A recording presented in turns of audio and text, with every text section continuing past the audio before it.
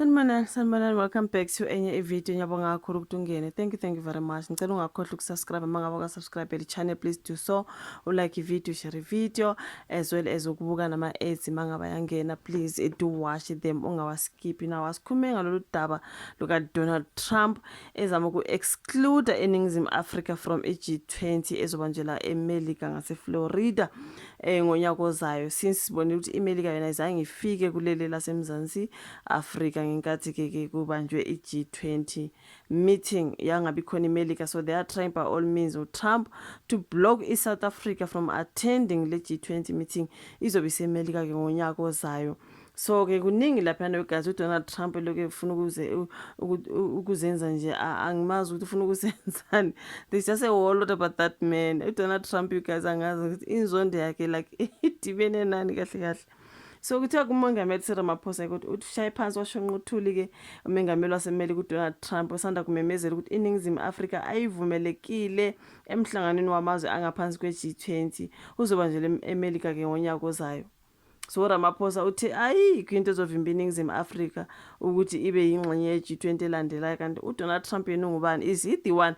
Ngingabona omunye buza, is he the one who decides ukuthi iliphi izwe elizo-attenda noma iliphi izwe elingeke le-attende? Noma mhlambe yena njengoba bengafuna ngithi he didn't come because he didn't want, with reasons I do not know.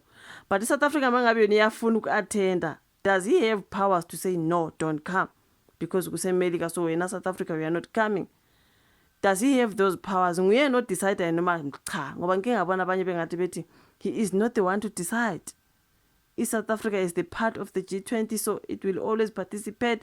It's not up to Donald Trump ukuthi decide. So angazwisisi ke lapho ukuthi who decides ukuthi kuzabani akuzibani.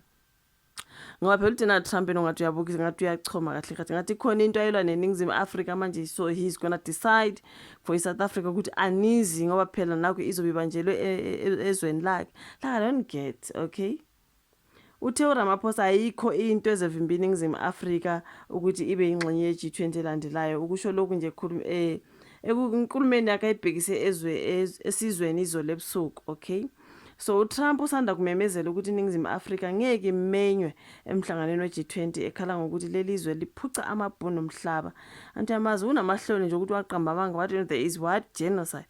Ngicabanga uphethe amahloni lo yamkhulu because hey wangenela uMzansi Afrika wayingenela like ngamabaribari abona wathi ungazilana ngamabaribari into ezingekho ongizwe, okay?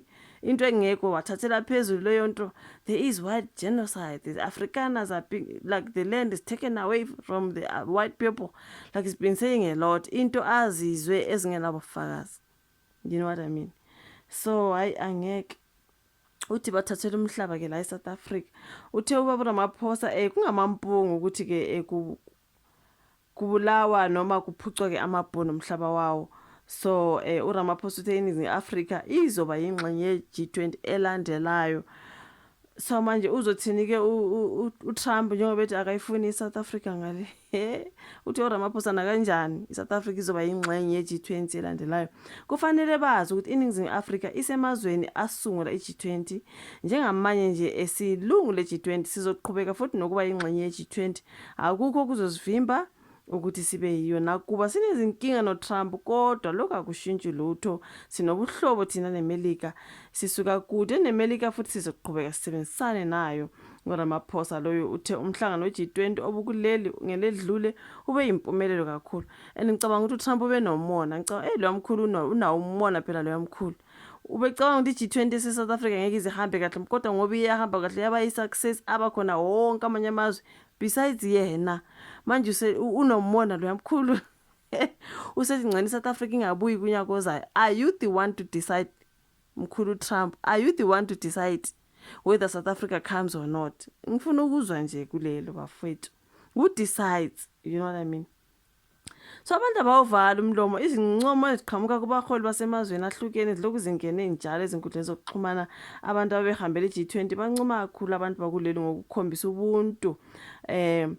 Ngiyanibonga abantu baseNingizimu Afrika ngokuphatha kahle izivakashi zethu. Ngicabanga ukuthi ubaba Ramaphosa lo G20 uRamaphosa uthe ukubanjelwa kwe-G20 kuleli kuzothuthukisa ke abantu. Uthi thathe izinqumo ezothuthukisa impilo yabantu, sithathe izinqumo zokubhekana nezinto ezivimba ukukhula kwamazwe kwezomnotho. Enye futhi inkinga enkulu evimba ukudlondlobala kwamazwe udaba ke lwezikweletu. Amazwe amaningi acwile ezikweletini kwathatha isikhathi eside ukuthi akwazi ukukhokhela izikweletu ngenxa yenzalo enkulu. Yona nto ke akhulume ngayo president, kodwa uthi ayikho into ezovimba iSouth Africa ukuthi ibe yingxenye ye-G20. And futhi phela ngeke bazwe ngoTrump. uTrump uphethwe nje ngamahloni ukuthi waqamba amanga. Wazi indaba ezingeke wazithathela phezulu nakethi. There is what genocide in South Africa. Uthe mayisethu lezo ndaba zehamanga.